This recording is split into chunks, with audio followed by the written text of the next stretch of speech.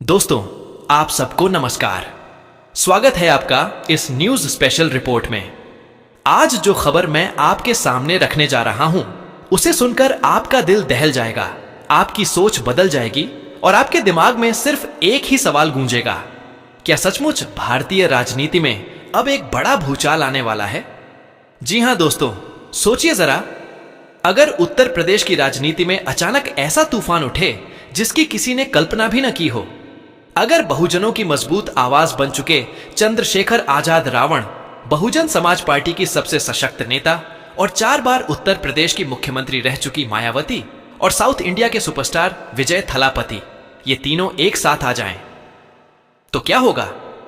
क्या उत्तर प्रदेश की राजनीति पूरी तरह से बदल जाएगी? क्या देश के इतिहास में एक नया अध्याय लिखा जाएगा? क्या चंद्रशेखर आजाद सचमुच मुख्यमंत्री की कुर्सी तक पहुंच जाएंगे? दोस्तों, यह सिर्फ सवाल नहीं है, ये वो चर्चा है जिसने आज पूरे राजनीतिक गलियारों में हलचल मचा दी है। आइए इस पूरे मामले को हम एक एक करके समझते हैं। सबसे पहले बात करते हैं चंद्रशेखर आजाद रावण की। सहारनपुर की धरती से निकला यह नौजवान आज पूरे देश के दलित, पिछड़े और वंचित तबकों के लिए एक उम्मीद का प्रतीक बन चुका है। दोस्तों, ये कोई किताबों का नेता नहीं है, ये जमीन से उठने वाला नेता है। भीम आर्मी के जरिए इन्होंने न सिर्फ दलित समाज के बच्चों को पढ़ाई की रोशनी दी, बल्कि समाज में समानता, हक और सम्मान के लिए सड़कों पर उतरकर संघर्ष भी किया। युवा इन्हें सिर्फ नेता नहीं मानते, बल्कि आंदोलन का प्रतीक मानते हैं। चंद्रशेखर की आंखों में वो चमक है जो हर वंचित बच्चे के सपनों को जगाती है। उनकी आवाज में वो गूंज है जो अन्याय और भेदभाव को ललकारती है। दोस्तों, चंद्रशेखर आजाद सिर्फ चुनावी नेता नहीं, बल्कि एक क्रांतिकारी सोच का नाम है। यही वजह है कि आज का युवा, चाहे दलित हो, पिछड़ा हो या कोई और वंचित तबका, हर कोई उन्हें अपनी आवाज मानता है। अब आते हैं मायावती पर। दोस्तों, उत्तर प्रदेश की राजनीति को मायावती के बिना समझना असंभव है। बहुजन समाज पार्टी की सर्वेसर्वा, 4 बार मुख्यमंत्री की कुर्सी पर बैठ चुकी मायावती ने बार बार साबित किया है कि दलित समाज सिर्फ वोट बैंक नहीं है, बल्कि सत्ता की चाबी है। जी हां, उन्होंने अपने कार्यकाल में दलितों, पिछड़ों और वंचितों की आवाज को विधानसभा से लेकर संसद तक पहुंचाया। हालांकि बीते कुछ चुनावों में बसपा का ग्राफ नीचे गया है, यह सच है, लेकिन मायावती के पास अभी भी एक मजबूत संगठन है। उनके पास अभी भी लाखों का स्थायी वोट बैंक है और राजनीति में संगठन ही सबसे बड़ी ताकत होती है। सोचिए, अगर मायावती का अनुभव और संगठन चंद्रशेखर के जोश और आंदोलन से जुड़ जाए तो ये जोड़ी अपराजेय बन जाएगी। ये गठबंधन सिर्फ चुनावी न होकर क्रांति का स्वरूप ले सकता है। और अब दोस्तों, बात करते हैं साउथ इंडिया के सुपरस्टार विजय थलापति की। विजय सिर्फ एक अभिनेता नहीं है, वे करोड़ों दिलों की धड़कन है। उनकी फिल्मों का संदेश हमेशा रहा है समानता, न्याय और गरीबों की मदद। दोस्तों, ये कोई इत्तेफाक नहीं है। विजय थलापति की विचारधारा सीधी सीधी अंबेडकरवाद और बहुजन आंदोलन के मिशन से मेल खाती है। उनके चाहने वाले सिर्फ साउथ तक सीमित नहीं हैं, उनका नाम पूरे भारत में गूंजता है। चाहे उत्तर भारत का युवा हो, महाराष्ट्र, बिहार या बंगाल का छात्र हो, विजय का नाम सुनते ही भीड़ उमड़ पड़ती है। अगर ऐसा सुपरस्टार नेता बहुजन नेताओं का साथ देता है तो यह केवल एक चुनावी गठबंधन नहीं होगा, बल्कि सांस्कृतिक और सामाजिक क्रांति की शुरुआत होगी। अब दोस्तों, आंकड़ों पर नजर डालते हैं। उत्तर प्रदेश की राजनीति हमेशा से जातीय समीकरण पर टिकी रही है और ये आंकड़े किसी भी पार्टी का भविष्य तय कर सकते हैं। लगभग 21% आबादी दलितों की है, 40% से ज्यादा ओबीसी वोटर्स हैं और 18% मुस्लिम आबादी है।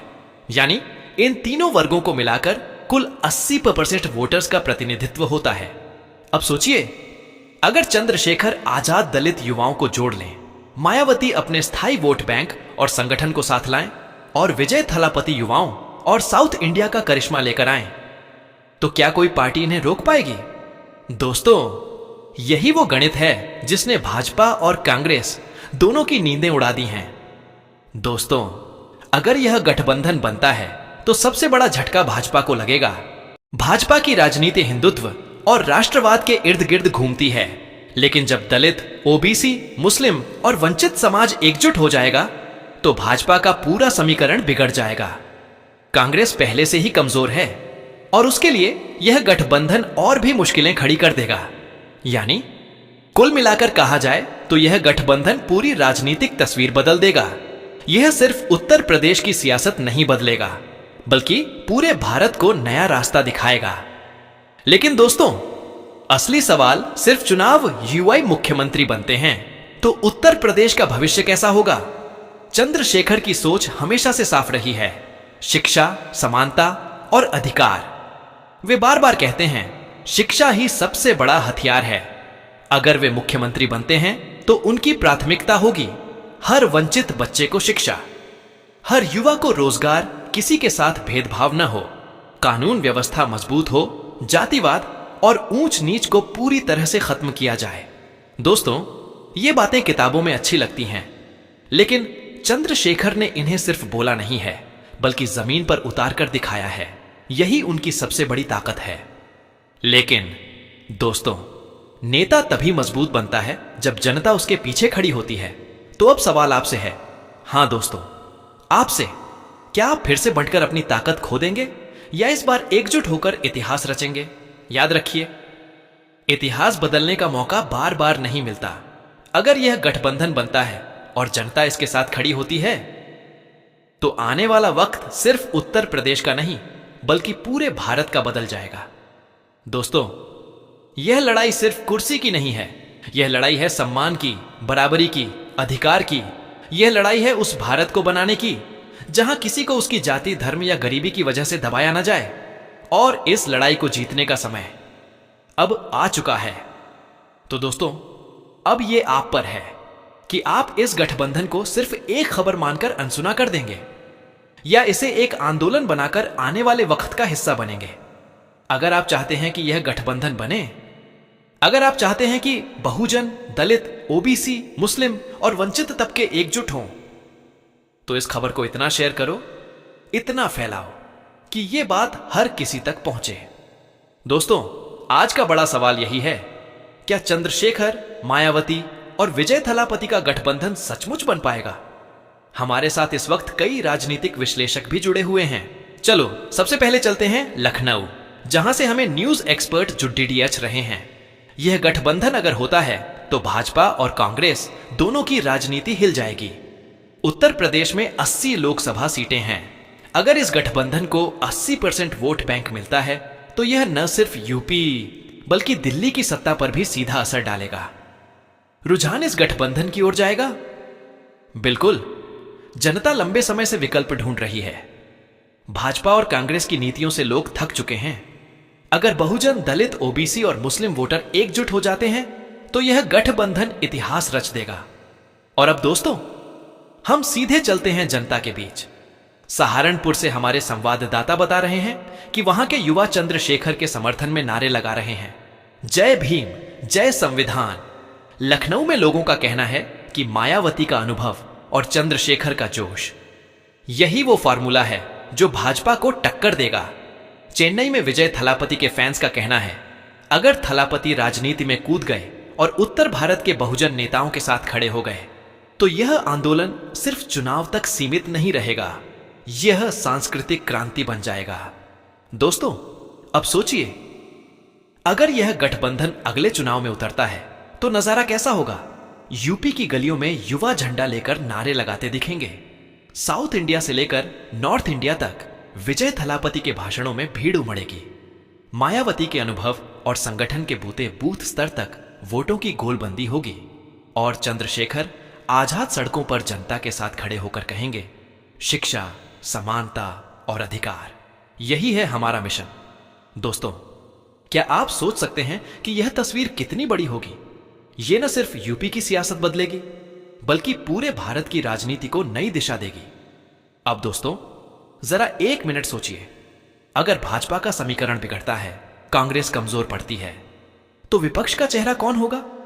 क्या यह गठबंधन राष्ट्रीय स्तर पर भी आगे आएगा? क्या यह पीएम पद के लिए भी दावेदारी करेगा? क्या चंद्रशेखर आजाद केवल यूपी तक सीमित रहेंगे या फिर मायावती और विजय थलापति के साथ मिलकर केंद्र की राजनीति में भी बड़ा दांव खेलेंगे?